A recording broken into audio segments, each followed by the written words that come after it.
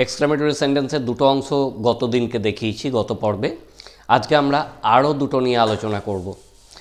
তার আগে যারা চ্যানেলটিতে নতুন তারা অবশ্যই সাবস্ক্রাইব করে নিতে ভুলবে না।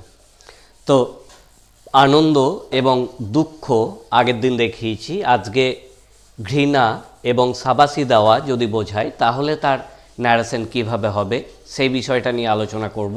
তো একটা এক্সাম্পল নিয়েছি, the old man said to the youth, fie you are such a liar. Fie যখন থাকবে এই শব্দটাকে মনে রাখবে, এটা ঘৃণা প্রকাশ করে। FIE শব্দটা ঘৃণা প্রকাশ করে।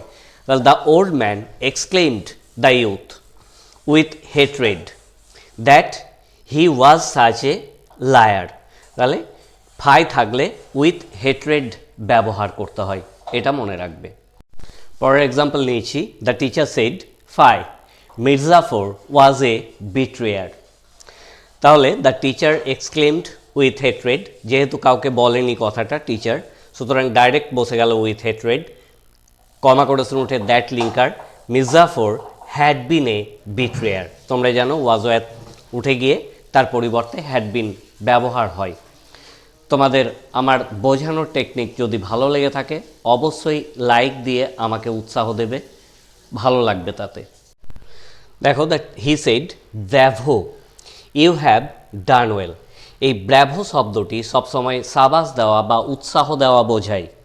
তাহলে আগের দিন আমরা ফার্স্ট পর্বে এই এক্সক্লামেটরির প্রথম অংশে দেখিয়েছিলাম, ব্র্যাভো শব্দ যদি থাকে সেই ক্ষেত্রে কিন্তু এক্সক্লেমড শব্দটা রিপোর্টিং ভার্বের পরিবর্তে ব্যবহার হয় না।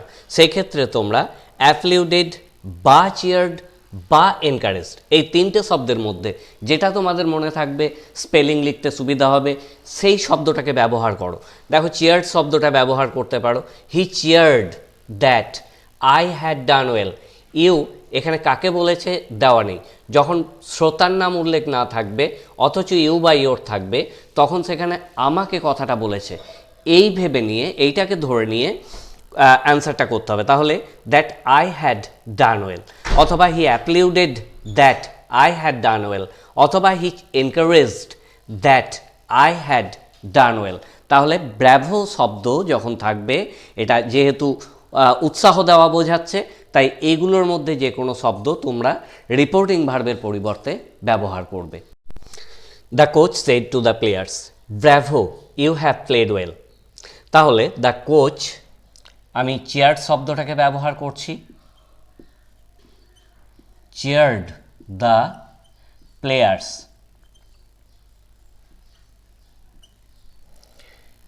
দ্যাট they had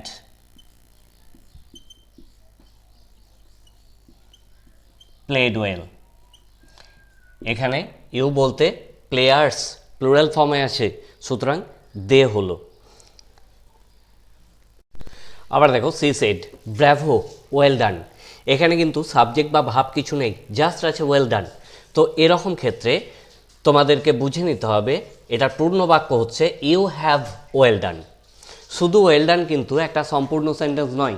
তো এরকম ক্ষেত্রে ইনডাইরেক্ট স্পিচে তোমাদেরকে ইউ হ্যাভ ওয়েল ডান ধরেই করতে হবে, যেহেতু সি সেড কাকে বলেছে দেওয়া নেই, সুতরাং আই হ্যাড ধরে নেব আমাকে বলেছে, আই হ্যাড ডান ওয়েল। এভাবে তোমরা প্র্যাকটিস করতে থাকো। যদি কোনো সমস্যা হয়, বুঝতে যদি না পারো, তাহলে অবশ্যই আমাকে কমেন্ট বক্সে জানাও।